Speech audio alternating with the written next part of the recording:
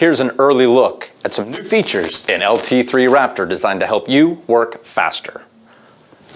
We have a simple drawing here, farm sink, seam, range opening. We need to add some backsplash, and I need to add some dimensions. Let's show you how fast this is. I'm going to draw splash and miter. I have a couple settings near the top, ready to go. I just want to touch right here for a backsplash with one click, one click, one click. Fast, easy backsplash. Let's add some dimensions. I'm going to go to label. I have an edge mode.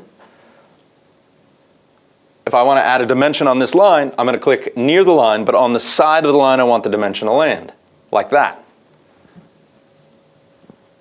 If I want to put the dimensions on the inside of the piece, I just click on the interior like that. Super fast, super easy. If you need to pull a dimension where you don't have a line, you still can. I'm going to go to point mode, 1 and 2.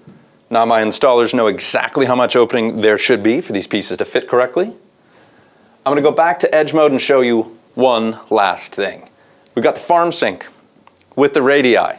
Typically, you've got to get right to those snap points at the edge of the radii. Not anymore.